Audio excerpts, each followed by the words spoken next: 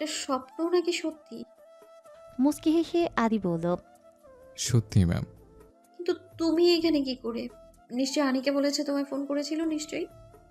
একদমই না। তাহলে তাহলে আবার কি? আনিকের বিয়ের কার্ড থেকে ওর নাম্বার জোগাড় করলাম। কিভাবে? কার্ড যে কোনো প্রয়োজনে যোগাযোগের জন্য আনিকের ভাই অনিলের ফোন নাম্বার দেওয়া ছিল। তাকে ফোন করে আনিকার নাম্বারটা নিলাম, আর আনিকার কাছে জানতে পারলাম তুমি এখানে। আনিকা আমায় বললো না? আরে তখন রাত 1টা, মাথায় তখন এসেছিল কার্ডের কথা, আর আমিই তাকে বলতে নিষেধ করেছি তোমায় না জানানোর জন্য। ভেতরে এসে আনিকা হাসতে হাসতে বলল, এত বুদ্ধি ভাইয়া আপনার মাথায়! কিভাবে আমার নাম্বারটা জোগাড় করে ফেললেন আপনি? জবাব নেই আপনার। ধন্যবাদ। এবার আপনার বউয়ের রাগ ভাঙিয়ে নিয়ে যান তাকে। তাও তো নিয়ে যাবই। না, আমি যাব না। মেহেরিকার কথা শুনে আদি দুষ্টু একটা হাসি দিয়ে বলল, ভালো ভালো যাবে নাকি তুলে নিয়ে যাবো? আনিকার বাসায় সকালের নাস্তা সেরে আদি বলল। তাহলে আমরা এখন উঠি। ঠিক আছে। মেহেরিকা আনিকার উদ্দেশ্যে বলে উঠল, তোর হাজবেন্ড কই? সে তো কাল তুই বাসায় এসেছিস শুনে এলো না। বললো তোর সাথে থাকতে, সে রাতে ফিরবে না। বন্ধুর বাসায় ছিল, তুই ঘুমাইছিলি বলে ডাকিনি তোকে। আর তাদের কথা শুনে আদি বলে উঠল, বিয়ের দিন আমি আনিকার বরকে দেখে নেই, বর দেখা ছাড়া খেয়ে দিয়ে চলে এসেছে। আনিকা মৃদু হেসে বলল, কিভাবে দেখবেন? আপনি তো ছেলেদের ওখানে ছিলেন না, মেহেরিকার পেছনেই ছিলেন। তা অবশ্য ঠিক। আরেকদিন নিশ্চয়ই দেখা করব আপনার সাথে। সময় করে একদিন আসতে হবে কিন্তু। নিশ্চয় আসবো। গাড়িতে গম্ভীর মুখে বসে আছে মেহেরিকা।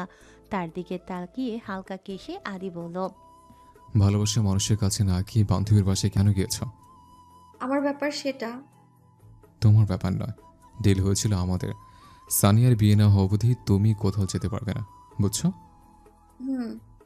কাল বাসায় সবাই কত চিন্তা করেছে তোমার জন্য, জানো? দিবাকে দেখতে এসেছিল? হুম। কেমন দেখতে ছিলে? স্মার্ট। আমার তো ভালোই লেগেছে। ও, আমার মোবাইলে ছবি আছে, দেখবে? হুম। পকেট থেকে মোবাইল বের করার সময় আদির মনে পড়ে সে ছবি তুলেছিল আরিফের মোবাইলে।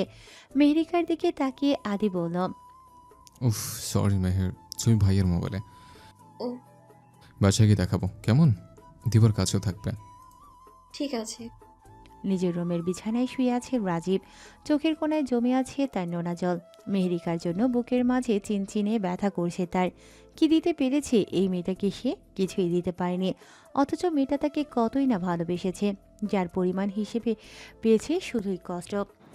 রাজীব ভাই, সুপ্তিটাকে শোয়া থেকে বসে পড়ে রাজীব। বল। ফুপুর ঔষধ কোথায়? আমার খাটের পাশে ছোট্ট টেবিলটার উপরে আছে তো। ওহ, কাল বাসায় আনার পর থেকেই বলে যাচ্ছে তুমি নাকি পর হয়ে গিয়েছো। আমি তো বিয়েটা করিনি, পরে কি করে হলাম? জানি না। পর কি করে হলাম? একটা সত্যি কথা বলতো। কি? আমার কি সত্যি শরীর খারাপ? মানে তুমি কি বলতে চাইছো ফুপু নাটক করছে? অস্বাভাবিক কিছু নয়। ডাক্তার কি মিথ্যে বলেছেন? তা আমি জানি না, কিন্তু আম্মা যদি সত্যি এমন কিছু করে থাকেন, এই বাড়ি ছেড়ে মেহেরকে নিয়ে অনেক দূরে চলে যাবো আমি। তোমার বান্ধবীর শরীর ঠিক আছে এখন? সালেহা চৌধুরীর মুখে এমন কথা শুনে চমকে যায় মেহেরিকা। ভাবতে থেকে কোন বান্ধবীর শরীর খারাপ হলো। সে কিছু বলার আগেই আদি বলে উঠল, মা, আনিকের শরীর ঠিক আছে এখন? ঠিক আছে। তুই অফিসে যাবি না? এখন আর গিয়ে কি করবো, কাল যাবো একেবারে। ঠিক আছে। সালেহা চৌধুরী মেহেরিকার দিকে তাকিয়ে বললেন, দিবার সাথে দেখা করে এসো। তোমাকে কাল এসে বড্ড মিস করেছে। যাব। আচ্ছা যেও, আমি একটু আসি। সালেহা চৌধুরী সোফা সেরে নিজের রুমের দিকে এগোতে থাকেন। আদির দিকে তাকিয়ে মেহেরিকা বলল, মা কি বললেন? বান্ধবীর অসুখ? আমি জানতাম তুমি ফিরবে। কাল সবাই তোমার কথা জিজ্ঞেস করছিল, চিন্তায় পড়ে গিয়েছিল তারা। তাই আমি বানিয়ে বানিয়ে বলেছি হঠাৎ আনিকার শরীরটা খারাপ, তার বাসায় কেউ নেই, তাই তুমি হুট করে যেতে হলো ওখানে। আর যদি না ফিরতাম আমি, কি বলতেন? দিবার রুমে প্রবেশ করে মেহেরিকা বলল, না বলেই ঢুকে পড়েছি আমি। শোয়া থেকে বসে দিবা বলল, তুমি কখন এলে বাসায়? এই তো এক্ষুনি। বসো না ভাবি। মেহেরিকা দিবার পাশে বসতে বসতে বলল, এই অসময়ে শুয়ে আছো, শরীর খারাপ? আরে না, কাল সারা রাত পিকুর সাথে কথা বলেছিলাম, তাই এখন ঘুম পাচ্ছে। তোমার পিকুর সাথে দেখাই তো হলো না আমার। সমস্যা নেই, অন্য একদিন দেখা করিয়ে দিব। তা না হয় করাবে, এখন আপাতত ননদের জামাইয়ের ছবি তো দেখাও। অবশ্যই। দিবা ফোন হাতে নিয়ে গ্যালারি থেকে তার বফের ছবি বের করে মেহেরিকার দিকে মোবাইল এগিয়ে দিয়ে বলল। এই নাও ভাবি, দেখো। দিবার কাছ থেকে মোবাইল হাতে নিয়ে স্ক্রিনের দিকে তাকিয়ে চমকে যায় মেহেরিকা। এ কাকে দেখছে সে? ভ্রুজোড়া কুঁচকে দিবার দিকে তাকিয়ে সে বলল, তুমি মজা করছো আমার সাথে? মজা মানে? এটা তোমার বিএফ? হ্যাঁ। না, তুমি মজা করছো আমার সাথে। মজা কেন করব ভাবি, এটাই আমার পিকু। পিকু নাকি রানা? অবাক চোখে তার দিকে তাকিয়ে দিবা জিজ্ঞাসা করল। তুমি কিভাবে জানলে? চোখ বন্ধ করে লম্বা একটা দম ফেলল মেহেরিকা। করুণ দৃষ্টিতে দিবার দিকে তাকিয়ে বলল, তুমি বিয়েটা করো না দিবা। মানে? মানে রানাকে তুমি বিয়ে করো না। কেন? করবে না মানে করবে না, এত মানে মানে কেন করছো? মেহেরিকার কথা শুনে দাঁড়িয়ে পড়ে দিবা। গম্ভীর মুখে বলল সে, আমার ভালোবাসার মানুষ সে, ভালোবেসে তাকে বিয়ে করতে চলেছি। তুমি হুট করে এসে বলছো তাকে বিয়ে করো না। কেন? কেন আমি তোমার কথা শুনবো? বসা থেকে মেহেরিকা দাঁড়িয়ে শান্ত গলায় বলল। কারণ ও একটা প্লে বয়, রানা মোটেও ভালো ছেলে নয়। দিবা দাঁতে দাঁত চেপে বলল, তুমি আমাকে বলবে এখন পিকু কেমন ছেলে? আমি বলবো, কারণ আমার থেকে বেশি কেউ ওকে চিনবে না। ও তাই? কি সম্পর্ক তোমাদের বলো? এত কিছু তোমার জানার দরকার নেই, এই বিয়েটা তুমি করবে না, এটাই ফাইনাল। মেহের, পেছনে ফিরে আদিকে দেখে চমকে যায় মেহেরিকা।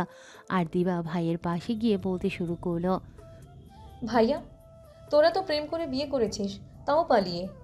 আমি আমার ভালোবাসার মানুষকে সবার সম্মতি নিয়ে বিয়ে করতে চলেছি। এটা কি তোর বউয়ের সহ্য হচ্ছে না?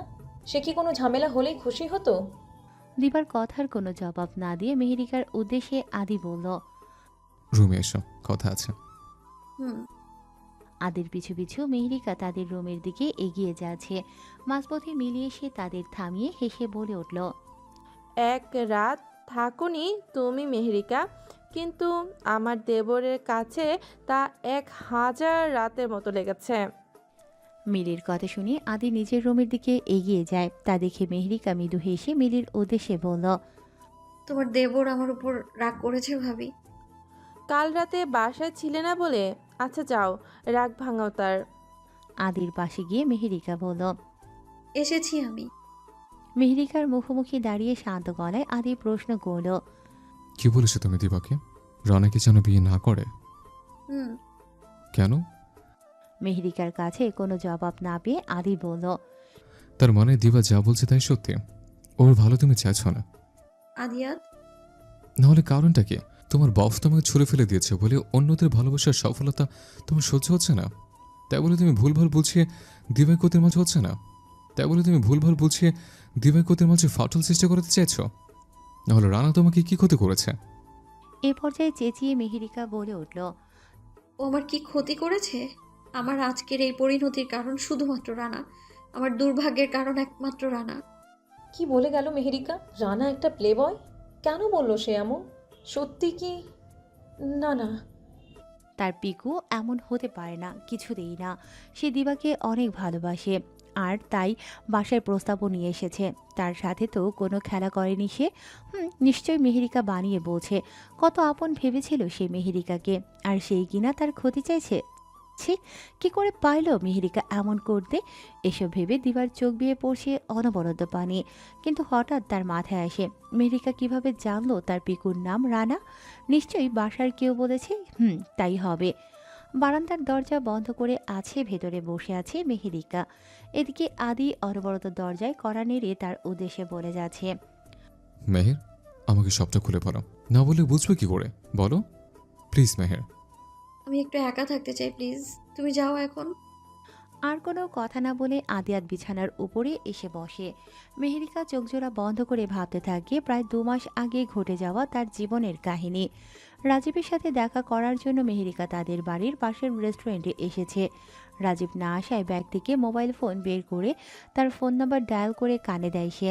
হঠাৎ একটা ছেলে এসে তার হাত থেকে মোবাইলটা নিয়ে বলল, বাহ, বেশ সুন্দর ফোন। আমি একটা কল করি। এটা কি ধরনের অসভ্যতা? সভ্যদের কাছ থেকে ওসব সভ্যতা। আমার ফোন দিন। না না, দিব না। মেহেরিকা কিছু বলার আগে পেছন থেকে রাজীব ছেলেটির হাত থেকে মোবাইলটি নিয়ে ফেলল। তা দেখে ছেলেটি বলে উঠল, তুই কে রে? এই মালটাকে পটাতে এসেছিস আমার সাথে হিরোগিরি দেখিয়ে? এই কথাটি হজম করতে না পেরে রাজীব ছেলেটিকে মারা শুরু করলো। এ পর্যায়ে দুজনের মাঝেই হাতাহাতি শুরু হয়। মারামারি চরম আকার ধারণ করে লাভ করলে মেহেরিকা কোনো মতে রাজীবকে শান্ত করিয়ে বলল, চলো রাজীব, এসব ছেলেকে মেরে নিজের হাত নষ্ট করো না। মেহেরিকার সাথে রেস্টুরেন্ট থেকে বের হওয়ার সময় ছেলেটির উদ্দেশ্যে রাজীব বলল, এই মেয়েটা হচ্ছে মিহির, আমার হবু স্ত্রী।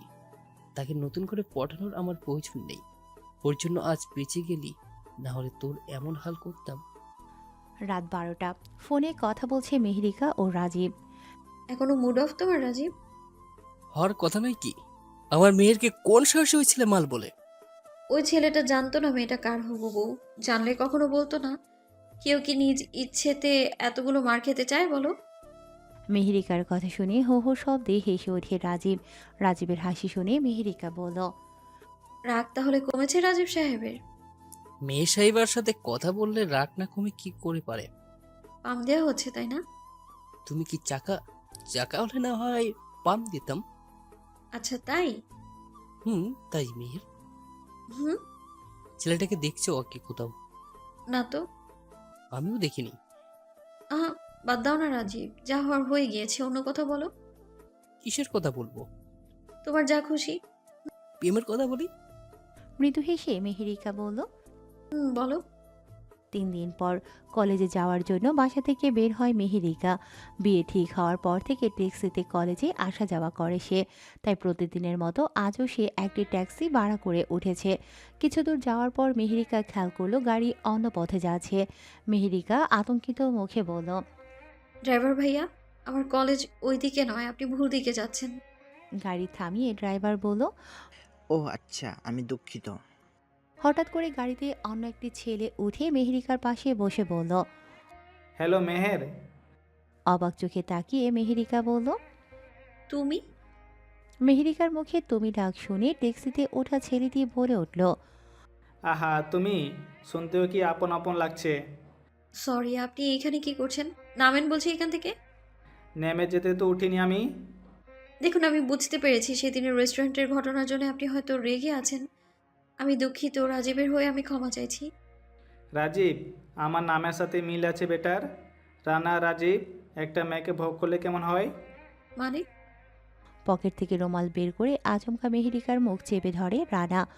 ধীরে ধীরে মেহেরিকা তার শরীরের ভার ছেড়ে দিতেই রানা তাকে নিজের বাহুডোরে আবদ্ধ করে ড্রাইভারের উদ্দেশ্যে বলল, যেখানে নিতে বলেছিলাম সেখানে নিয়ে যাও। কিছুক্ষণ পর মেহেরিকার ফোন বেজে ওঠে। রানা ব্যাগ থেকে তার ফোন বের করে দেখল রাজীব নামে সেভ করা নাম্বার থেকে ফোন এসেছে। রানা ফোনটা কেটে দিয়ে একটা মেসেজ লিখে পাঠিয়ে দিল রাজীবের নাম্বারে।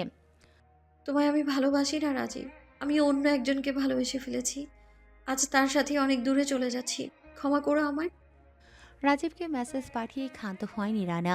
মোবাইল ঘেটে বের করে মেহেরিকার বাবার নাম্বার, তাকেও একটা মেসেজ পাঠায়।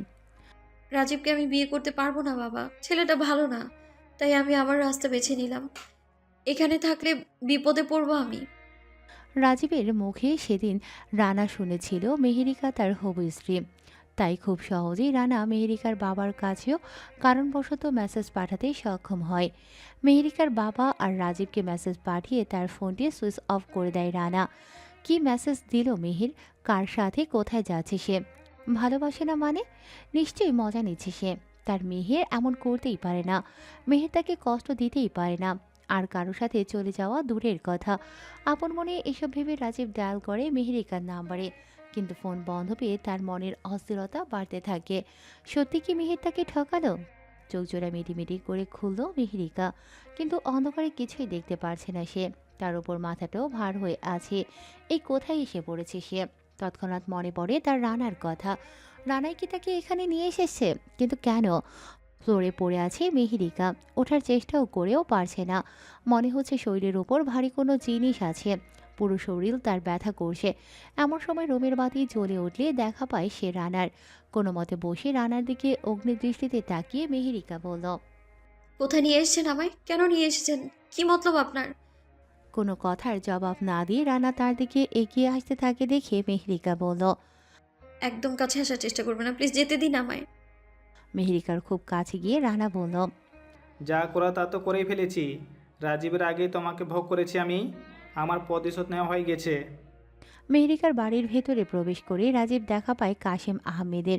তার দিকে করুণ দৃষ্টিতে তাকিয়ে রাজীব বলল, মেহের, কোথায় আঙ্কেল?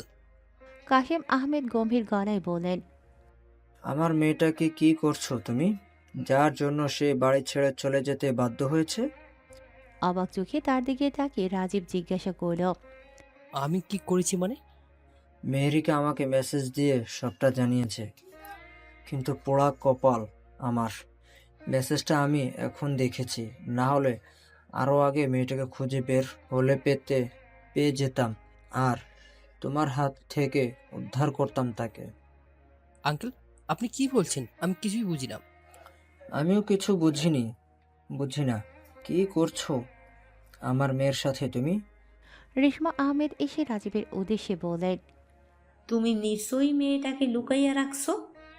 আমি আমি কেন লুকাবো? ওর সাথে আমার বিয়ে ঠিক হয়ে আছে। শুধুমাত্র আমি ভালোভাবে নিজের পায়ে দাঁড়ানোর জন্য ওকে বিয়েটা করি। আম্মা চেয়েছেন আগে আমি নিজ আর্থিকভাবে সফল হতে, তারপর বিয়েটা করি। এসবেতে আপনাদের অজানা নয়। আচমকা কাশেম আহমেদ রাজীবের শার্টের কলার ধরে বলল, তাহলে মেহের কেন বলল তোমার জন্য সে বাড়ি ছাড়া হয়েছে? কি করেছো তুমি ওর সাথে? মেহের বলেছে এমন? রাজীবকে ছেড়ে কাশেম আহমেদ তার ফোন পকেট থেকে বের করে তার দিকে এগিয়ে দিয়ে বলে, এই মেসেজটা এখন পেয়েছি আমি। তোমার কাছেই যাচ্ছিলাম, কিন্তু তুমি চলে এলে। দেখো কি লিখেছে। কি বলে গেল রানা?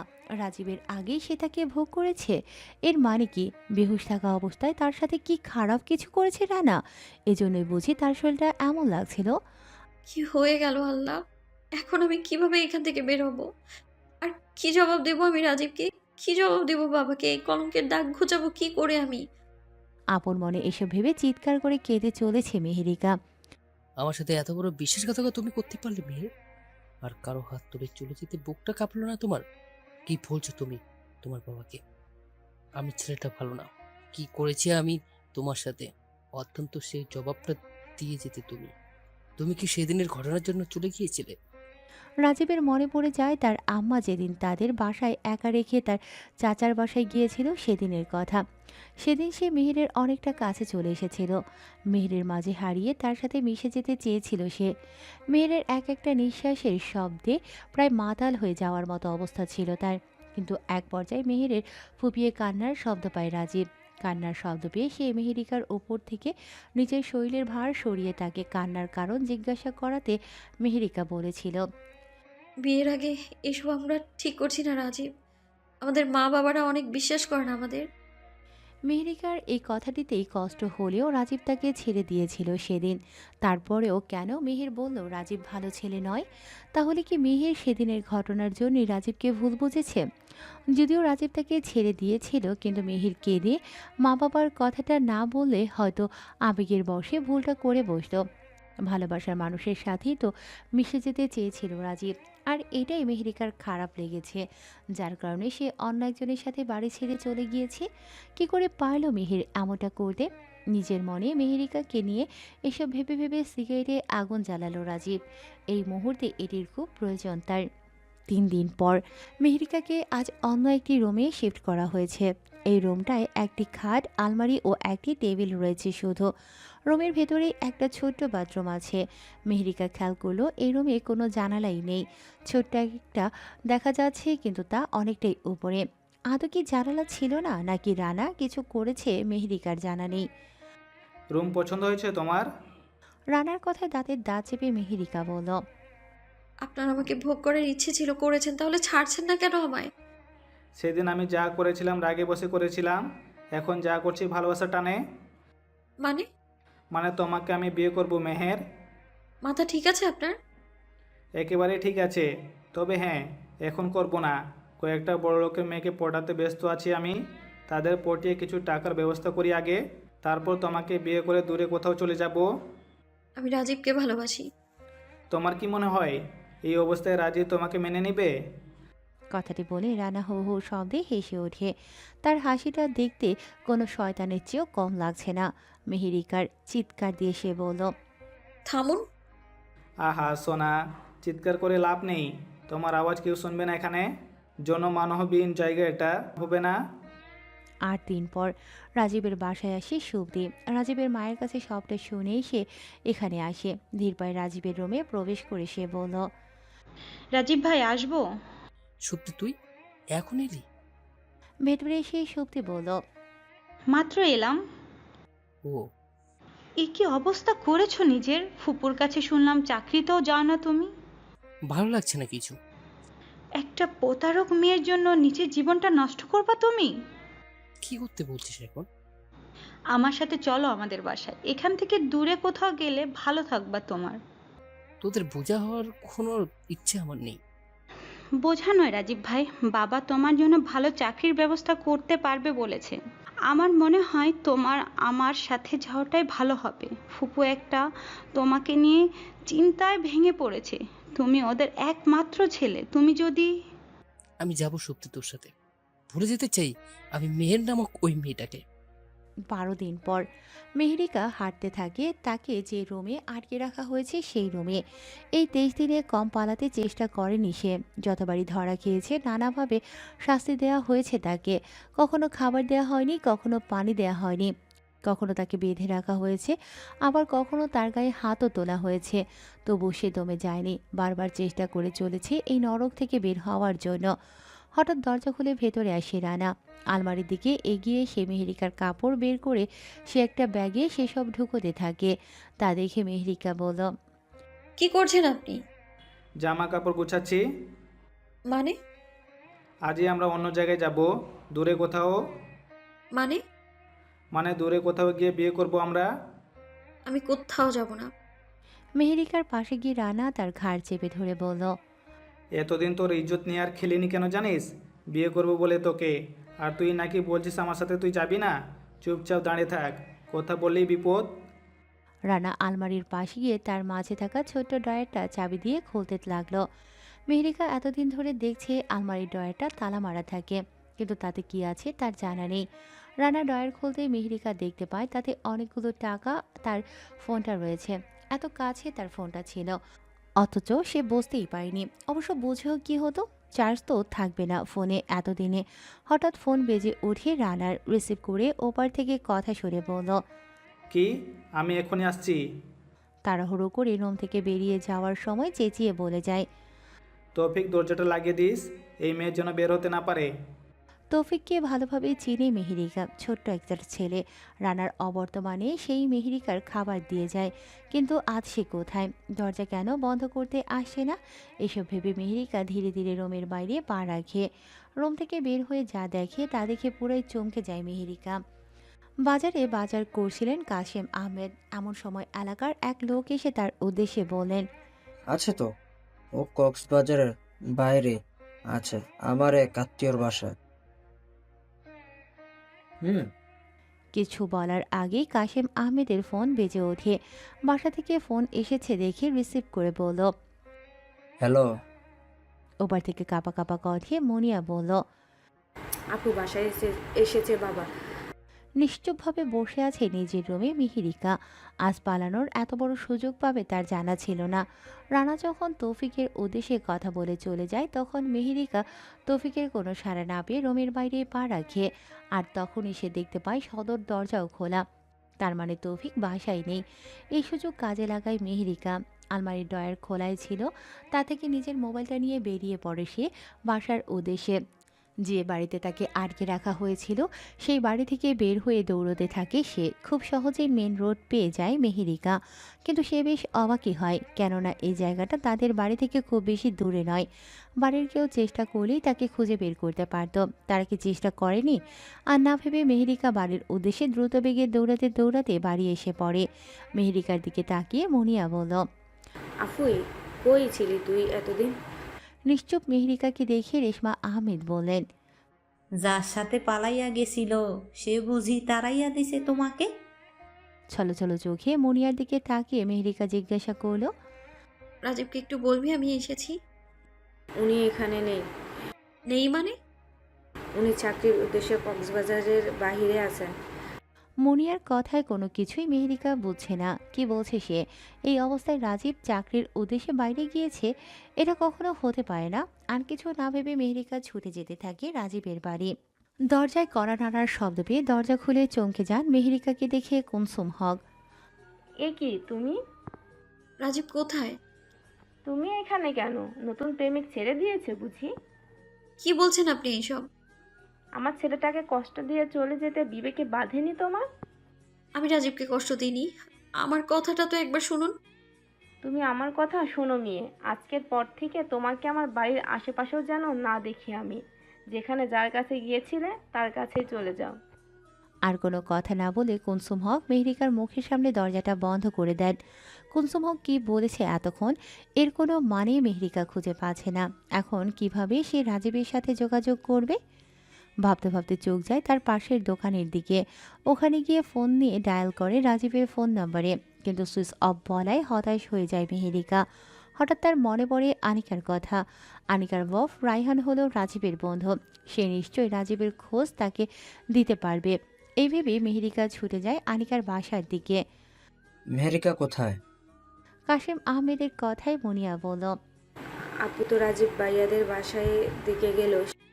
কেন? সেটা তো আমি জানি না।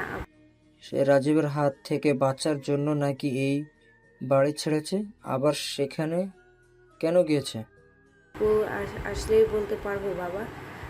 আনিকার মুখে শব্দ শুনিয়ে মেহেরিকা বলল, মেসেজগুলো আমি পাঠাইনি আনিকা। তাহলে কে পাঠিয়েছে? আর তুই বা কোথায় গিয়েছিস? সেসব পরে বলবো। তুই আমাকে রাজীবের সাথে কথা বলার ব্যবস্থা করে দে আনিকা। রায়হান ভাইয়া নিশ্চয়ই ওর খবর জানবে। মেহেরিকার অনুরোধে আনিকা ফোন করে রায়হানকে। রায়হানও কোনো খবর দিতে পারেনি রাজীবের। হতাশ মনে সে ফিরে আসে নিজ বাড়ি। বাসার ভেতর তাকে প্রবেশ করতে দেখে রেশমা আহমেদ চেঁচিয়ে বলে উঠলেন, ওরে মুখ পুরি, এক বেটার কাছ থেকে এসে একদিন যায় নাই, আর এক বেটার কাছে ছুটে গেছিস? লজ্জা শরমের মাথা খাইছিস তুই? ছেড়ে গেছিলে রাজীবের খারাপ বলে, তবে আজ কেন আবার ওর কাছে ছুটে গেলি তুই? চুপচাপ নিজের জায়গায় দাঁড়িয়ে থাকে মেহেরিকা। ভেতর রুম থেকে কাশেম আহমেদ এসে বললেন, রেশমা, তুমি ভেতরে যাও। কিন্তু যাও বলছি। কাশেম আহমেদের কথায় চুপচাপ ভেতরে চলে যায় রেশমা। 23টা দিন অন্য একজনের সাথে কাটিয়ে আজ কেন ফিরে এলি? রাজীবের সাথে তোর কি এমন হয়েছিল যে তুই আর কারো সাথে চলে যেতে বাধ্য হয়েছিস? আর যাকে বিয়ে করেছিস সে কোথায়? আমি কোথাও যাইনি বাবা। নিয়ে যাওয়া হয়েছিল আমায়। রাজীবের কোনো দোষ নেই এতে। আমি কাউকে বিয়ে করিনি। আর কিছু জানতে চেও না এখন। আর কোনো কথা না বলে মেহেরিকা এগিয়ে যায় নিজের রুমের দিকে। প্রায় 20 দিন পর। এই 20 দিন মেহেরিকা নানাভাবে চেষ্টা করেছে রাজীবের সাথে যোগাযোগ করার জন্য। অনেকবার রাজীবের বাসায়ও গিয়েছে সে, কিন্তু যতবার সে তার বাসায় গিয়েছে ততবারই কুলসুম হক তাকে অপমান করে তাড়িয়ে দিয়েছে। আর নিজের বাসায় রেশমা আহমেদ উঠতে বসতে কথা শুনিয়েছে তাকে। কাশেম আহমেদ কিছু না বলেও তার মুখোমুখি হতে পারত না মেহেরিকা। এখন প্রায় নিজেকে ঘরবন্দি করে রেখেছে সে। বন্ধ ঘরেই থাকতে ভালো লাগে তার। হঠাৎ তার ফোন বেজে উঠল। আনিকা ছাড়া কেউ তাকে ফোন দেয় না ইদানিং, তাই না দেখেই রিসিভ করে বলল, আনিকা বল। মেহের, রাজীবের গলা শুনতেই চমকে যায় মেহেরিকা। এমন অপ্রত্যাশিত কল আসবে ভাবেনি সে। এই বুঝি আশার আলো পেয়েছে সে। কাঁদো কাঁদো কণ্ঠে মেহেরিকা বলল, তুমি? রায়হানের কাছে তোমার কথা শুনেছি, তাই সিমটা চালু করলাম। তুমি কোথায় এখন? তোমার বাড়ির সামনে। সত্যি? সত্যি। ভিতরে আসি আমি। কাশেম আহমেদের অনুমতি নিয়ে রাজীব রুমের ভেতরে আসতেই তার কাছে দ্রুত বেগে ছুটে এসে তাকে জড়িয়ে ধরে মেহেরিকা বলল, আমি জানতাম তুমি ঠিক আসবে। কিছু প্রশ্নের উত্তর আমার যে জানার আছে মেহের, তাই আমাকে আসতে হতো। রাজীবের কথা শুনে তাকে ছেড়ে মেহেরিকা বলল, কি প্রশ্ন? আমি তোমার সাথে কি এমন করেছি যার কারণে তুমি অন্য কারোর সাথে চলে গেলে? আমার ভালোবাসা কি কমতি ছিল মেহের? অবাক চোখে তার দিকে তাকিয়ে মেহেরিকা প্রশ্ন করল। তুমি ওইসব বিশ্বাস করেছো? না করার তো কিছুই নেই, জবাব চাইতে এসেছি আজ আমি। মেহেরিকাকে চুপ থাকতে দেখে রাজীব বলল। আচ্ছা সব বাদ দাও, একটা কথা বলো, পবিত্র আছো তুমি, নাকি ওসব ভালো সাজার নাটক শুধু আমার সাথেই করেছো? ছোট্ট একটা নিঃশ্বাস ফেলে মেহেরিকা বলল। তুমি আসতে পারো এখন। কোনো জবাব আমি পেলাম না। পবিত্র নেই আমি। মেহেরিকার কথা শুনে রাজীব রুম থেকে বেরোনোর উদ্দেশ্যে এক পা বাড়ালে তার তাকে থেমে যায় সে। তবে আমি কোথাও যাইনি, আমায় নিয়ে যাওয়া হয়েছিল। আর ওসব মেসেজ আমি পাঠাইনি। পেছনে ফিরে রাজীব বলল। নাটক শেষ, তবে শুনে রাখো, আমি খুব তাড়াতাড়ি সুপ্তিকে বিয়ে করছি। ও, তুমি আসতে পারো এখন। যত যাই হোক, আমার পরিবার আমার সাথে আছে, তারাই আমার পাশে থাকবে। আর এটাই অনেক বেশি আমার কাছে। নিজের বাসায় এসে ড্রয়িং রুমে পায়চারি করছে রাজীব। এমন সময় কুলসুম হক এসে বললেন। কি বলেছে ওই মেয়ে? রাহানের কথা শুনে ওর সাথে দেখা করতে চাকরি বাদ দিয়ে বেশ তো চলে এলি। বলেছে সে নির্দোষ। আর তুই বিশ্বাস করে নিয়েছিস? যত যাই হোক রাজীব, 23 দিন সে বাড়িতে ছিল না, কিছু না কিছু তো হয়েছে। সমাজের সবাই জানলে কি বলবে ভেবেছিস? এমন একটা মেয়েকে বাড়ির করা কি ঠিক হবে তুই বল? ছোট্ট একটা নিঃশ্বাস ফেলে রাজীব বলল। না, সুপ্তিকে বিয়েটা করে নেই, তুই সুখী হবি। আমি একটু একা থাকতে চাই আম্মা। আমার কথাগুলো ভেবে দেখিস। কুলসুম হক নিজের রুমের দিকে এগিয়ে যান। এদিকে রাজীবের মাথায় শুধু একটা বিষয় ঘুরপাক খাচ্ছে, তার মেহের আর তার রইল না অপবিত্র সে। 5 দিন পর হঠাৎ রেশমা আহমেদ মেহেরিকার রুমে এসে বললেন। রাজীবের মা জানিয়ে দিয়েছেন তোর মতো মেয়েকে তিনি বাড়ির বউ করবেন না। বেশি বাড়াবাড়ি করলে, তুই যে 23 দিন বাড়িতে ছিলি না, অন্য একটা ছেলের সাথে পালিয়েছিস, তা ফাঁস করে দিবেন তিনি। আর রাজীবের নাকি বিয়ে সামনে, এসব ঝামেলা হওয়ার আগেই তোর বিয়ে দিতে চাই আমি। সব ঠিক হয়ে গেছে, তোর বিয়ের 2 দিন পরেই ওর বিয়ে। তার দিকে অবাক চোখে তাকিয়ে মেহেরিকা বলল। আমার সম্মতি ছাড়াই আমার বিয়ে? এই মেয়ে, কোন বাল হইছস তুই? নষ্টা মেয়ে একটা। চোখ জোড়া বন্ধ করে ছোট্ট একটা নিঃশ্বাস ফেলে মেহেরিকা বলল। বাবা জানে? পেছন থেকে কাশেম আহমেদ এসে বললেন। আমি সবটা জানি, আর আমারও মত আছে এতে। বাবা? তুই প্রথমে রাজীবকে বিয়ে করতে চেয়েছিস, মেনে নিয়েছি আমি। পরে একটা মেসেজ দিয়ে জানিয়েছিস তুই আরেকজনের সাথে চলে যাচ্ছিস কারণ রাজীব ভালো না, এটাও আমি মেনে নিয়েছি। এখন শুনছি তুই যাসনি, নিয়ে যাওয়া হয়েছিল তোকে। আর এসব শুনে রাজীবও তোকে বিয়ে করতে চায় না। আমার বাসায় আর একটা মেয়ে আছে, তার কথাও আমার ভাবতে হবে। আর তাই এই বিয়েটা তুই করবি, এটা আমার শেষ কথা। রাত একটা, জানালার গ্রিল ধরে দাঁড়িয়ে রয়েছে মেহেরিকা। মুনিয়া তার পাশে এসে বলল। পাত্রটার নাকি একটা বউ আছে যে বাচ্চার জন্মদানে অক্ষম, আর তাই এই বিয়েটা করতে চায় সে। এত ভাবিস না মনু, শুয়ে পড়। আরও 2 দিন পর খয়েরি রঙের লেহেঙ্গা পরে কনের সাজে সেজেছে মেহেরিকা। রাজীব শেষমেশ তার কাছে এলো না ভেবে কষ্টে বুকটা ফেটে যাচ্ছে তার। তবে কেন যেন মনে হচ্ছে সে আসবে। হঠাৎ দরজায় কড়া নাড়ার শব্দ পেয়ে মেহেরিকা তাড়াহুড়ো করে দরজা খুলেই দেখতে পায় রেশমা আহমেদকে। তৈরি তুমি? হুম। বর চলে এসেছে, মুনিয়া একটু পর এসে নিয়ে যাবে তোমাকে আসরে। কথাটি বলেই রেশমা আহমেদ ছাদের দিকে এগিয়ে যান। ছাদে বিয়ের আয়োজন করা হয়েছে, তাই বাসায় কাউকে দেখতে পাচ্ছে না মেহেরিকা। বড় চলে এসেছে, একটু পরেই সে অন্য কারো হয়ে যাবে, এটা কিছুতেই সে হতে দিতে পারে না। এক্ষুনি তার এখান থেকে পালানো শ্রেয়। এসব ভেবে মেহেরিকা এগিয়ে যায় বাড়ির পেছনের দরজার দিকে।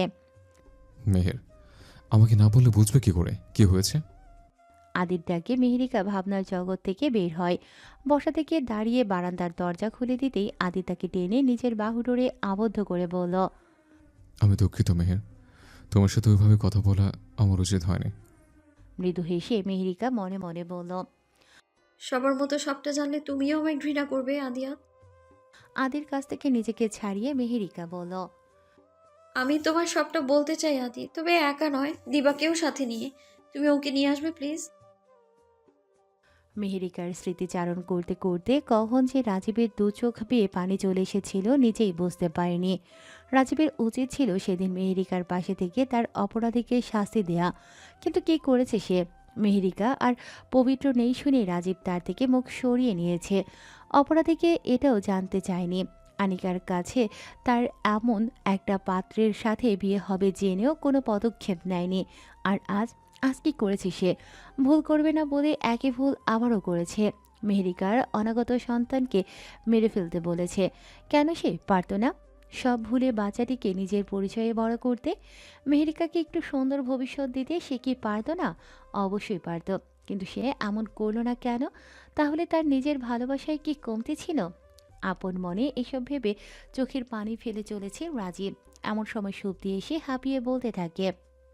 রাজীব ভাই, চোখজোড়া মুছে তার দিকে তাকিয়ে রাজীব বলল, কি হয়েছে? হাঁপাচ্ছিস কেন এইভাবে?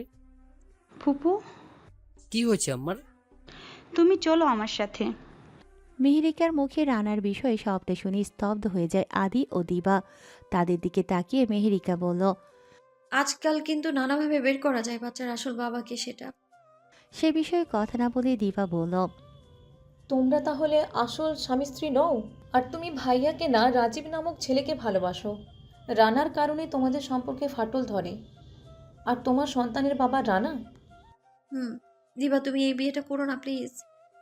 তুমি কি বলছো? সব কিছু আমার মাথার উপর দিয়ে যাচ্ছে। মেহেরিকা নিজের ফোন দিবার দিকে এগিয়ে দিয়ে বলল, এখানে রানার ফোন নাম্বার তুলে দাও আমায়। কেন? দাও না তুমি। দিবা নাম্বার ডায়াল করে মেহেরিকার হাতে দেয়। মেহেরিকা কল লাউড স্পিকারে করে ফোন কানে দিল। ওপাশ থেকে ফোন রিসিভ করতেই রানা বলে উঠল, হ্যালো, কে? মেহেরিকা। কিছুক্ষণ চুপ থাকার পর রানা বলল, সেই দিন হঠাৎ আমার বাবার শরীর খারাপ হয়ে যায়, আর তাই তোকে ওভাবে ফেলে চলে যেতে হয়। তৌফিক যে দোকানে গিয়েছিল আমার জানা ছিল না, নাহলে তোকে বেঁধে যেতাম আমি। পালিয়েছিস ভালো কথা, আবার ফোন দিয়েছিস কেন? তোমার সন্তানের মা হতে চলেছি আমি। কি? হুম। দেখ মেহেরিকা, প্রতিশোধ নেওয়ার জন্য তোকে ভোগ করেছিলাম আমি। তোকে সুন্দর লেগেছিল তাই বিয়ে করতে চেয়েছিলাম, কিন্তু তুই কি করেছিস? পালিয়েছিস। এখন বাচ্চার দায়িত্ব চাপাতে চাইছিস। আমি ওসব দায়িত্ব ফায়িত্ব নিতে পারবো না। সামনে আমার বিয়ে, ঝামেলা করিস না তুই। দিবার সাথে বিয়ে? মেহেরিকার মুখে দিবার নাম শুনে চমকে যায় রানা। আমতা আমতা করে মেহেরিকার উদ্দেশ্যে বলল, কে দিবা? বিয়ে কয়জনকে করতে চলেছো তুমি? একজনকে করলে নামটা মনে রাখা উচিত ছিল। তুমি কি দিবাকে চিনো? সেটা তোমাকে বলার প্রয়োজন মনে করছি না। হ্যাঁ, তবে এই বিয়েটা আমি হতে দিতে পারি না। মেহেরিকার কথা শুনে হো হো শব্দে হেসে ওঠে রানা। কিছুক্ষণ হেসে সে বলল, দিবার কাছে কিভাবে প্রমাণ করবে? তুমি বলবে আর সে সহজে বিশ্বাস করে নেবে? বোকা মেয়েটা আমাকে অসম্ভব ভালোবাসে, বুঝেছো? তাই তো বুঝতে পারিনি সে। এরকম কত মেয়ের সাথে আমি সম্পর্ক করেছি, শুধুমাত্র চৌধুরী বাড়ির মেয়ে বলে তাকে বেছে নিয়েছি আমি জীবনসাথী হিসেবে করার জন্য। রানার কথা শুনে স্তব্ধ হয়ে যায় দিবা। নিজের কানে এসব শোনার পরেও তার বিশ্বাস করতে কষ্ট হচ্ছে তার বিজ্ঞ এমন। মেহেরিকার কাছে কোনো সাড়া না পেয়ে রানা বলল, তোমার কিছু নেই রূপটা ছাড়া, অপরূপা তুমি। আর তাই তোমাকেও বউ হিসেবে রাখতে আমার কোনো আপত্তি নেই। দিবাকে টাকার জন্য আর তোমাকে রূপের জন্য। তাছাড়া তোমার পেটে আমার বাচ্চা রয়েছে, কে বিয়ে করবে তোমাকে? আমি তোমাকে ভালোবাসি, তাই বলছিলাম কি চুপচাপ আমার কাছে চলে এসো। দিবাকে বললে সে কিছু বিশ্বাস করবে না, তার চেয়ে ওকে সতীন হিসেবে মেনে নাও। কথাটি বলে আবারও হো হো শব্দে হেসে ওঠে রানা। আর সহ্য না করতে পেরে রানার উদ্দেশ্যে দিবা বলে উঠল, আমি সবটা বিশ্বাস করেছি। দিবার গলার স্বর শুনে চমকে যায় রানা। কাপা কাপা কণ্ঠে বলল, দিবা তুমি? আমি। মেহেরিকাকে অসহায় পেয়ে তার অসহায়ত্বের সুযোগ নিয়েছো তুমি। আমি তোমাকে ভালোবাসতাম বলে এটার সুযোগও নিতে চাইছো তুমি রানা। ভুল বুঝছো তুমি দিবা, আমি তোমাকে অনেক ভালোবাসি। একটু আগেও আমি সেটাই ভাবতাম, কিন্তু এখন প্রমাণ পেয়েও তোমার এই কথাটা কিভাবে বিশ্বাস করব বলো? আমি ভাবতে পারছি না তুমি এতটা নিচু মনের মানুষ। একটা মেয়ের জীবন নষ্ট করে কত সহজে আরেকটা মেয়েকে বিয়ে করতে চলেছো। লজ্জা করে না তোমার? তোমার মা বাবা জানলে কতটা কষ্ট পাবেন। কি নেই তাদের? ভালো পরিবারের ছেলে হয়েও এতটা খারাপ কাজগুলো কিভাবে করতে পারো তুমি? না রানা, আমার সাথে এটা করে তুমি পার পাবে না। আমি তোমাকে শাস্তি দিবই। আচ্ছা তাই, কি করবে তুমি? পুলিশের কাছে যাব আমি। একজনকে প্রেগনেন্ট করে আরেকজনকে বিয়ে করার খুব শখ, তাই না তোমার? অনেক শখ। যাও না পুলিশের কাছে। কিভাবে কি প্রমাণ করবে শুনি? বড়জোর মেয়েরিকার পেটে আমার বাচ্চা এটা পড়বে, ক্ষতি কি? ওকে বিয়ে করে নিব, তারপর ওর সাথে কি কি হবে সেটা তোমরা ভাবতেও পারবে না। প্রথমে ওর পেটের বাচ্চাটাকে নষ্ট করব। এতক্ষণ আদি নীরব দর্শকের ভূমিকা পালন করলেও এই পর্যায়ে মেহেরিকার হাত থেকে মোবাইল কেড়ে নিয়ে রানার উদ্দেশ্যে বলল, তুই এতক্ষণ যে কথাগুলো বললি সবগুলি অটোমেটিক রেকর্ড হয়ে গেছে। প্রমাণ আর কি লাগে? এবার কিভাবে বাঁচতে পারবি তুই? আমি বেঁচে থাকতে আমার মেহির আর আমার ছোট বোন দিবার কোনো ক্ষতি আমি হতে দিব না, আর তোকেও শাস্তি দিয়ে ছাড়বো ইনশাল্লাহ। আদির কথা শুনে আর কিছু না বলেই রানা ফোনের লাইন কেটে সুইচ অফ করে দেয়। দিবা ফ্লোরে বসে পড়ে কাঁদতে কাঁদতে বলতে থাকে, আমি কি করে এত বড় ভুল করলাম মানুষ চিনতে? কি করে? তার পাশে বসে শান্ত গলায় আদি বলল, আমি রানা ভালো পরিবারের শিক্ষিত ছেলে। রানা ভালো পরিবারের শিক্ষিত ছেলে, একটা ভালো চাকরি এসে পেয়েছে। সত্যি বলতে কোনোভাবেই বোঝার উপায় নেই তার স্বভাব এতটা খারাপ। আর তুই তার সাথে মিশেছিস বা কতদিন? নিজেকে দোষী ভাবিস না, আল্লাহর কাছে শুকর আদায় কর। মেহেরিকার মাধ্যমে সত্যটা না জানলে অমন একটা চরিত্রহীন বাজে ছেলের সাথে তোর বিয়ে করবে সে। দিবা দাঁড়িয়ে মেহেরিকার হাত ধরে বলল, আমায় ক্ষমা করে দাও ভাবি, ভুল বুঝেছিলাম তোমায়। তোমার জায়গায় থাকলে আমিও এটাই করতাম। ভাবি, তুমি রানাকে ছাড়বে না, উপযুক্ত শাস্তি তাকে তুমি দিবে। আমি আর ভাইয়া তোমার পাশে থাকবো। দিবার কথায় সম্মতি জানিয়ে আদি বলল। শাস্তি দিব না তাকে? মুখে হাসির রেখা ফুটিয়ে মেহেরিকা বলল, দিব। মেহেরিকার কাছে সম্মতি পেয়ে আদি তার ফোন বের করে ডায়াল করে তার পরিচিত এক বড় ভাইয়ের নাম্বারে, যে পেশায় পুলিশ। হ্যালো ভাইয়া। কি অবস্থা আদি তোর? জি ভালো আছে। আমার একটু সাহায্য দরকার ছিল। তুমি থানায় আছো? না রে, আমি একটা কাজে বাইরে আছি। কি সাহায্য? সরাসরি দেখা হলেই তোমাকে বলতে চাচ্ছিলাম, আর এই সাহায্যটা একমাত্র তুমিই করতে পারো আমায়। তাহলে কাল সকাল 10টার দিকে থানায় আসিস। আচ্ছা ঠিক আছে। ফোন রেখে মেহেরিকার উদ্দেশ্যে আদি বলল, রানার বাপের শাস্তি ওকে ভোগ করতে হবে। কুলসুম হকের পাশে বসে গায়ে হাত দিতেই রাজীব বুঝতে পারে তার শরীর অনেক গরম। তার মায়ের শরীর জ্বরে পড়ে যাচ্ছে, আর সে কিনা এসব অভিনয় ভেবেছে। নিজের উপরে নিজের ঘৃণা কাজ করছে রাজীবের। না হতে পেরেছে সে ভালো প্রেমিক, না হতে পেরেছে ভালো সন্তান। চোখজোড়া মিটিমিটি করে খুলে কুলসুম হক দেখলেন তার ছেলের চোখে পানি। ছোট্ট একটা নিঃশ্বাস ফেলে তিনি বললেন, রাজীব। চোখজোড়া হাত দিয়ে মুছে রাজীব বলল, আম্মা, কেমন লাগছে তোমার? আমি ঠিক আছি, কিন্তু তুই ঠিক নেই। রাজীবকে চুপ থাকতে দেখে কুলসুম হকেরও কষ্ট হচ্ছে। রাজীবের পাশেই তিনি সুপ্তিকে দাঁড়ানো অবস্থায় দেখতে পান। সুপ্তির দিকে তাকিয়ে তিনি বললেন, মারে, তুই একটু নিজের রুমে যাবি? রাজীবের সাথে কিছু কথা আছে আমার। ঠিক আছে, কিছু লাগবে না আমায়। সুপ্তি রুম ছেড়ে চলে যেতেই রাজীবের উদ্দেশ্যে কুলসুম হক বললেন, আমি জানি আমি যা করেছি ঠিক করিনি। আমি তোকে নিয়ে ভেবেছি আর সুপ্তিকে নিয়ে ভেবেছি, কিন্তু মেহেরিকাকে নিয়ে ভাবিনি। কি ভাববো বল? সারা জীবন মাথা উঁচু করে বাঁচতে শিখেছি। মেহেরিকার জন্য আমাদের মাথা নিচু হবে এটা আমি মানতে পারিনি। মেহেরিকাকে আমি কিছুতেই মন থেকে মেনে নিতে পারছি না। তোর পাশে আমি সুপ্তিকেই দেখতে চাই রাজীব, কিন্তু আজ বলবো, যেহেতু জীবনটা তোর, সিদ্ধান্তটাও তোর নেওয়ার অধিকার রয়েছে। আমি তোর উপরে কিছু চাপিয়ে দিতে চাই না। সবটা ভেবে দেখ, শেষবারের মতো তুই যা সিদ্ধান্ত নিবি আমি তা মেনে নিব। দুপুরের খাবারের পর নিজের রুমে এসে আদি দেখতে পায় বিছানার উপরে গুটিসুটি হয়ে বসে আছে মেহেরিকা। আদি তার দিকে এগিয়ে গিয়ে তার পাশে বসে বলল, কি ভাবছো? তুমি এত ভালো কেন? এটা ভাবছো? হুম। যাক বাবা, আমাকে নিয়েও ভাবো তাহলে তুমি। মুচকি হেসে আদির চোখের দিকে তাকিয়ে মেহেরিকা বলল, ঘৃণা করছো না আমায়? কেন? আমার মাঝে অন্যজনের সন্তান আছে তাই। এতে যদি তোমার হাত থাকতো তাহলে ঘৃণা অবশ্যই করতাম। হুম। আমি কি রাজীবের সাথে একবার কথা বলে দেখবো? লম্বা একটা দম ফেলে মেহেরিকা বলল, তার আর প্রয়োজন নেই। আসলে রাজীবের কোনো দোষ নেই। ও কেন অন্যের সন্তানকে নিজের সন্তান বলবে? তাছাড়া সেদিন হসপিটালে রাজীব বলেছিল, ও বলার পরেও ওর মা এটা বিশ্বাস করবে না এটা ওর সন্তান। আর বিশ্বাস করলে উনি খুব কষ্ট পাবেন। বিয়ের আগে আমরা এমন কিছু করেছি এটা শুনে। এসবের জন্য ও রানার সন্তানকে রাজীব নিজের সন্তান হিসেবে মেনে নিতে পারছে না। কোনোদিন বলেছে রাজীব এসব? কাল এখান থেকে চলে গিয়েছিলাম রাজীবের কাছে আমি। শরীর খারাপ করায় সে আমায় ডক্টরের কাছে নিয়ে যায়। ওখানেই জানতে পারলাম আমি প্রেগনেন্ট। আর ওখানেই রাজীবের আম্মাকে আনা হয়। উনি অসুস্থ হয়ে পড়েছিলেন। কাল নিজ চোখে দেখেছি আন্টির শরীর অনেকটাই খারাপ হয়ে গিয়েছে। এসব ভাবতে ভাবতেই হয়তো আসলেই তো কে মেনে নিবে আমায়? রাজীবের দোষ নেই, এভাবে সে মানতে নারাজ আমায়। আর তাই আমি আনিকার বাসায় গিয়ে উঠি। তুমি রাজীবকে ভালোবাসো, তাই না? তাকে বলছো সে নিশ্চয়ই তোমাকে মেনে নেবে। মৃদু হেসে মেহেরিকা বলল। নিবে, তবে শুধু আমাকে, বাচ্চাটাকে নয়। নিজের রুমে পায়চারি করে মায়ের বলা কথাগুলো আওড়াতে থাকে রাজীব। বারবার একটা কথাই তার মাথায় ঘুরপাক খাচ্ছে। সারা জীবন মাথা উঁচু করে বাঁচতে শিখেছি, মেহেরিকার জন্য আমাদের মাথা নিচু হোক এটা আমি মানতে পারিনি। মায়ের বলা কথাটা না চাইতেও বারবার তার কানে বেজে চলেছে। তবে ভুল কি বলেছে তার মা? প্রত্যেকেরই একটা ইচ্ছে থাকে, স্বাভাবিক।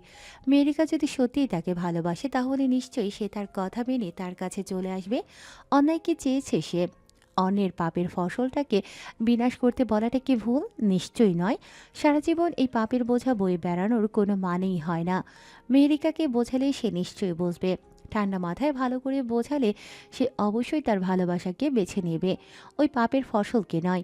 মনে আশা নিয়ে রাজীব ডায়াল করে মেহেরিকার ফোন নাম্বারে। ফোন বেজে উঠলেও মেহেরিকার বালিশের পাশ থেকে ফোন হাতে নিয়ে স্ক্রিনের দিকে তাকিয়ে তার চোখ ছলছল করে উঠল। কোনো মতে নিজেকে শক্ত করে রিসিভ করে বলল। হ্যালো রাজীব। ভালো আছো মেহের? খুব ভালো। কেন জানো? কেন? আমার অপরাধীকে শাস্তি দিতে পারবো আমি। কিভাবে? আদিয়াত আমায় সাহায্য করবে বলেছে। আর তার বিরুদ্ধে যথেষ্ট প্রমাণও জোগাড় হয়ে গিয়েছে। কে সে? অপরাধীর পরিচয় জানতে চাইছো? হুম। এতদিন পর। যাক, ওর নাম রানা। যে ছেলেটাকে রেস্টুরেন্টে মেরেছিলে তুমি, সে প্রতিশোধ নেওয়ার জন্যই আমার সাথে এসব করেছে। রানার কথা শুনে হতবাক হয়ে যায় রাজীব। রানা সামান্য মারামারির প্রতিশোধ নেওয়ার জন্য এমন করবে তার মাথায় আসেনি। লম্বা একটা দম ফেলে রাজীব বলল। যা হওয়ার তা তো হয়ে গিয়েছে, এখন রানাকে শাস্তি দেওয়ার কি প্রয়োজন মেহের? সবকিছু সবার সামনে চলে আসবে। তার চেয়ে বরং তুমি এই পাপটাকে ফেলে আমার কাছে চলে এসো। কোন পাপ? রানার পাপ। মেহেরিকার কাছে কোনো সাড়া না পেয়ে রাজীব বলল। আমি তোমাকে অনেক বেশি ভালোবাসি মেহের। আমা বলেছে আমার মতে তিনি মেনে নেবেন, কিন্তু আম্মা এটাও বলেছে তোমার জন্য তার মাথা নিচু হোক এটা তিনি চান না। তাছাড়া আমি নিজেও বাচ্চাটার মানতে পারবো না, চোখের সামনে ওর বেড়ে ওঠা মানতে পারবো না। অন্যজনের পাপকে তুমি আগলে রাখবে তাও মানতে পারবো না। তাই আমার কথাটা রাখো মেহের, শুনছো তুমি? তুমি আমাকে ভালোবাসো তাই না? তাহলে আমার আর ওই অনাগত বাচ্চার মাঝে আর যে কোনো একজনকে বেছে নাও তুমি। আমি জানি তুমি আমাকে বেছে নিবে। মৃদু হেসে মেহেরিকা বলল। আমি তোমায় ভালোবাসি, তাই কেউ তোমাকে মারতে বলে মারতে পারবো না। আমি আমার অনাগত সন্তানকেও ভালোবাসি। সে অংশ আমার। তার বাবা পাপী বলে তুমি তাকে পাপ কিভাবে বলতে পারো? আমার পরিচয়ে বড় হবে সে। আমার কাউকে দরকার নেই রাজীব, এত ভেবো না। সত্যিকে বিয়ে করে নাও। আমি তো রানাকে শাস্তি দেবই। ও শুধু আমার জীবন নিয়ে নয়, আরো অনেক মেয়ের জীবন নিয়ে খেলা করেছে। যা বলছে ভেবে বলছে তো? আমি কিন্তু আর ফিরে আসবো না তোমার কাছে। ভাবাভাবি কিছু নেই। একে আমি আমার অংশ হিসেবে ভেবেছি। ও কারো পাপ নয়। আজ তাহলে আমার চেয়ে এই সন্তান তোমার কাছে বড় হয়ে গেল। মেহেরিকার কাছে কোনো জবাব না পেয়ে রাজীব বলল। ভালো থেকো মেহের। তুমিও। ফোনের লাইন কাটতেই চোখ বেয়ে পানি পড়তে থাকে মেহেরিকার। এতক্ষণ যাবৎ রাজীবকে বলা মেহেরিকার কথাগুলো শুনছিল আদি। তার দিকে তাকিয়ে আদি বলল। মন শক্ত করো মেহের। দীর্ঘ একটা শ্বাস ফেলে মেহেরিকা বলল। করেছি। হঠাৎ সালেহা চৌধুরী তাদের রুমে এসে হাঁপাতে হাঁপাতে বললেন। আদি, সর্বনাশ হয়েছে। কি হয়েছে? রানার বাবা ফোন দিয়েছিল, রানা নাকি ব্যাগ গুছিয়ে কোথায় যাওয়ার জন্য বাইক নিয়ে বেরিয়ে পড়েছিল। মেন ড্রাইভ রোডের তার বাইক অ্যাক্সিডেন্টে দুর্ঘটনার মৃত্যু হয়। মায়ের মুখে কথাটি শুনে হতভম্ব হয়ে যায় মেহেরিকা ও আদি। তার দিকে তাকিয়ে আদি বলল, তুমি গিয়ে দিবাকে দেখো, ছেলেটাকে ভালোবেসেছিল সে। আমি গিয়ে দেখে আসি ঘটনা সত্যি নাকি। সালেহা চৌধুরী ও মিলির সাথে মেহেরিকা প্রবেশ করল দিবার রুমে। তারা দেখলেন আমজাদ চৌধুরী দিবার পাশে বসে সান্ত্বনা দিচ্ছেন তাকে। মারে, আমাদের জীবনে কখনো কি ঘটে যায় কেউ বলতে পারে না। বিয়েটা হয়ে যাওয়ার পর তার মৃত্যু হলেই তোর কি হতো ভেবে দেখছিস? আল্লাহ যা করেন ভালোর জন্যই করেন। ওর হায়াত শেষ হয়ে গিয়েছিল, এতে কারো হাত নেই। তুই এভাবে ভেঙে পড়িস না মা, তোর জন্য ভালো ছেলে খুঁজে আনবো আমি। চোখ বেয়ে পানি পড়ছিল দিবার। হাত দিয়ে চোখের পানি মুছতে মুছতে বলল, আমাকে নিয়ে ভেবো না বাবা, আমি ঠিক আছি। আর একটা কথা রাখবে বাবা? মা বলো। আমি পড়াশোনা করে নিজের পায়ে দাঁড়াতে চাই, এখন বিয়ে করতে চাই না। আলহামদুলিল্লাহ, আমিও সবসময় এটাই চেয়েছি। তোকে তাড়াতাড়ি বিয়ে দেওয়ার আমার কোনো ইচ্ছেই ছিল না। রানাকে দেখতে যাবি? না। ঠিক আছে। আমজাদ চৌধুরী চলে যাওয়ার পর সালেহা চৌধুরীর দিকে তাকিয়ে দেবা বলল, আমি ঠিক আছি মা, ভেবো না আমায় নিয়ে। ঘড়িতে সময় রাত 8টা। বারান্দায় দাঁড়িয়ে আছে মেহেরিকা। তার পাশে এসে আদি বলল, কত অদ্ভুত কিছু কিছু মানুষের জীবন, তাই না? হুম। রানাকে আমরা শাস্তি দিতে চেয়েছিলাম, তাই না? রানাকে আমরা শাস্তি দিতে চেয়েছিলাম, কিন্তু আল্লাহর তরফ থেকে সে শাস্তি পেয়েছে। আর ভাগ্যিস দিবা সবটা জেনেছিল ওর সম্পর্কে তোমার কাছ থেকে, তো নিজেকে সামনে নিতে পেরেছে। নাহলে ভালোবাসা মানুষকে হারানোর কষ্ট সহজে ভুলতে পারত না। এখন এক প্রতারককে সে সহজে ভুলে যেতে পারবে। মেহেরিকা কোনো কথা বলার আগেই আদির ফোন বেজে উঠল। পকেট থেকে ফোন বের করে স্ক্রিনে তাকিয়ে দেখল সানিয়ার ফোন। হ্যালো। ভালো আছো আদি? তুমি কি বলো? আমিও ভালো আছি। আগামী সপ্তাহে আমার বিয়ে। মাত্রই ঠিক হলো।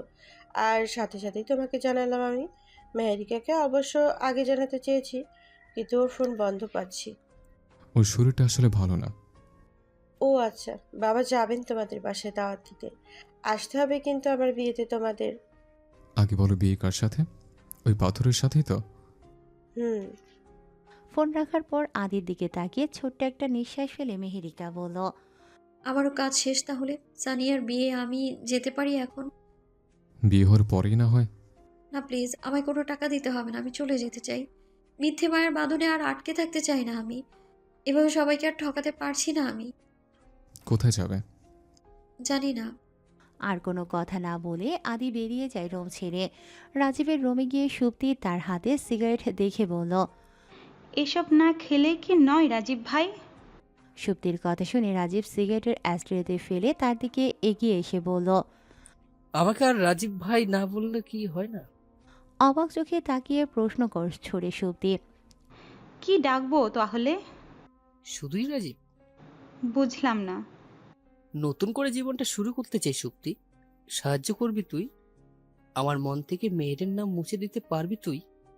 মৃদু হেসে সুপ্তি বলল, মেহেরিকার নাম মুছতে পারবো কিনা জানি না, তবে তোমার মনের এক কোণে নিজের নামটা লিখতে পারবো, কারণ আমি তোমাকে অনেক ভালোবাসি। সালেহা চৌধুরী আচমকা মেহেরিকার রুমে এসে বললেন, এত বড় কথাটি আমার কাছ থেকে কিভাবে লুকালে? বিছানার উপরে বসেছিল মেহেরিকা। তাড়াহুড়ো করে দাঁড়িয়ে সে বলল, কি হয়েছে মা? তুমি প্রেগনেন্ট আমায় বলনি কেন? মেহেরিকা কিছু বলার আগে তিনি আবারও বললেন, যেভাবে যা হবার হয়েছে, আমার ঘরের নাতনি আসতে চলেছে, এতেই আমি মহা খুশি। আমি যাই মিস্ত্রি ব্যবস্থা করি। সালেহা চৌধুরী কথাগুলো বলে চলে গেলেও মেহেরিকা কিছু বুঝতে পারল না তার কথা। আদি তাদের কি বলেছে, এক্ষুনি আদিকে জিজ্ঞেস করা দরকার। এই ভেবে মেহেরিকা আদির খোঁজে বেরিয়ে পড়ে রুম থেকে। আমি তো শুরুতেই বুঝতে পেরেছিলাম এমন কিছু নিশ্চয় হয়েছে যার কারণে এভাবে হুট করে বিয়েটা করছিস, কিন্তু তোরা বিয়ের আগে যে এসব করবি আমি ভাবতে পারিনি। আমজাদ চৌধুরীর মুখে এসব কথা শুনে আদি মাথা নিচু করে দাঁড়িয়ে থাকে। তাকে এভাবে নিশ্চুপ দাঁড়িয়ে থাকতে দেখে তিনি আরও বললেন, সি আমার ছেলে হয়ে বিয়ের আগে এসব কি করে করলি? আদি কিছু বলার আগে সালেহা চৌধুরী তাদের মাঝে এগিয়ে এসে বললেন, আহা, ভুল হয়ে গিয়েছে বাচ্চাগুলার, কিন্তু ভুলটা শোধরে তারা তো বিয়ে করে নিয়েছে নাকি? তুমি বুঝছো সালেহা, তারা কত বড় অপরাধ করছে? বুঝেছি, কিন্তু এখন চেঁচামেচি করে রাগ দেখিয়ে কি লাভ? তার চেয়ে বরং যে আসতে চলেছে তার জন্য শুভকামনা করাটাই উচিত নয় কি? খানিকক্ষণ চুপ থেকে আমজাদ চৌধুরী বললেন। হুম। মিলিও তাদের মাঝে ছুটে এসে বলল, আমি চাচি হতে চলেছি। উফ, আর তর সইছে না। কখন যে পুচকে তার কান মলে দিতে পারবো। তার কথা শুনে আদি বলে উঠল, এইভাবে একদম আমার পুচকির পেছনে লাগবে না তুমি। চাচি বলে কথা, অবশ্যই লাগবো। মিলির কথা শুনে উচ্চ শব্দে হেসে ওঠে সকলে। দূর থেকে এসব দেখে নিজের রুমের দিকে এগিয়ে যায় মেহেরিকা। আদি রুমে প্রবেশ করে দেখতে পেল মেহেরিকা বিছানার উপর বসে কাঁদছে। তার পাশে বসে আদি বলল, এভাবে চলে এসেছে কেন? তুমি আমায় দেখেছো? হুম। তুমি কেন বললে এসব? কেন সব দোষ নিজের ঘাড়ে নিলে? দয়া দেখাচ্ছ আমায়? মেহেরিকার কথা শুনে মৃদু হেসে আদি বলল, একদমই না, আমি তোমাকে ভালোবাসি বলেছিলাম না? হুম। ভালোবাসি বলেই করেছি এসব, কারণ আমি তোমাকে হারাতে চাই না। সবাইকে ঠকানো হবে। আমি যখনই অনাগত সন্তানটিকে নিজের সন্তান হিসেবে মেনে নিচ্ছে, তাহলে কি করে ঠকানো হয় বলতে পারো? মেহেরিকার কাছে কোনো জবাব না পেয়ে আদি বলল, আমি জানি তুমি আমায় ভালোবাসো না, কিন্তু যাকে ভালোবাসতে তার কাছে যেতেও আমি তোমাকে আটকাইনি। তবে আমার বিশ্বাস ছিল তুমি ফিরে আসবে আমার কাছে, তুমি ফিরে আসবে আমার কাছে। এই দেখো, আমার বিশ্বাসের জোরেই তুমি আজ আমার পাশে। আমি সবটা মেনে তোমার পাশে থাকতে চাই মেহের। তাহলে তুমি সবটা ভুলে কেন আমার সাথে নতুন করে সবকিছু শুরু করতে পারো না? যাক, আমি তোমার জোর করবো না, তবে বাড়ির সকলে তোমায় অনেক ভালোবাসে। কত খুশি হচ্ছে তারা, দেখেছো তুমি? কিন্তু নিজের জীবনটা আমার মতো মেয়ের সাথে জড়ানোটা কি ঠিক হবে তোমার? অনেক ভালো মেয়ে পাবে তুমি। তোমার মতন পাবো না। আমার খুশি তোমাতেই। আমার তরফ থেকে কোনো বাধা বিপত্তি নেই। এখন তুমি যে ভালো মনে করো করতে পারো, তবে হ্যাঁ, আমার মতে তোমাদের কেউ ভালোবাসতে বা ভালো রাখতে পারবে না। তোমাদের? তুমি আর তোমার অনাগত সন্তান। ছলো ছলো দৃষ্টিতে আদির দিকে তাকিয়ে মেহেরিকা বলল, কপালে এত সুখ সইবে তো আমার? আসতে দিলে কই সুখ এখনো? একসেপ্ট করেই দেখতে একবার আমার প্রপোজালটা। আদির কথা শুনে মেহেরিকা হেসে চলেছে। তার হাসির দিকে তাকিয়ে আদি বলল, এই হাসিটা আজীবন দেখতে চাই। সুযোগটা দিবে প্লিজ। নকল বউ থেকে আসল বউ হবে আমার। মুখে হাসির রেখা ফুটিয়ে ছলো ছলো নয়নে তার দিকে তাকিয়ে মেহেরিকা বলল। হুম। মেহেরিকার জবাব হ্যাঁ শোনা মাত্রই আদি তার হাত ধরে বলল, এবার বলো আমাদের মেয়ের নাম কি হবে? মেয়ে? মেয়ে। কিভাবে বুঝলে মেয়ে হবে? আরে আমি বাবা বলে কথা, বুঝতে পেরেছি। বলো না এখন নাম কি রাখবে? তোমার নামের সাথে মিলিয়ে কিছু রাখি। দুজনের নামের সাথে মিলিয়ে রাখো। পেছন থেকে দিবা বলে উঠল, আদরিকা কেমন হয়? দিবার দিকে তাকিয়ে আদি বলল, দরজার আরিবিতে ভাই ভাবের কথা শোনা হচ্ছে। ভেতরে ঢুকতে ঢুকতে দিবা বলল, আমার এত শখ নেই, এদিকে এসেছিলাম, তোদের কথা এটা কানে এসেছে তাই বললাম। যাক, Adi plus Meherika is equal to Adrika. কেমন হলো নামটা? বাহ, দারুণ। এ না হলে আমার বোন তুই। আদরিকার ফুফি হই আমি। ভাবি তুমি বলো কেমন হয়েছে নামটা? দিবার দিকে কৃতজ্ঞতার দৃষ্টিতে তাকিয়ে মেহেরিকা বলল, খুব সুন্দর। সত্যি? ধন্যবাদ তোমায় এভাবে আমার পাশে থাকার জন্যে। ভাবি তোমাকে ধন্যবাদ।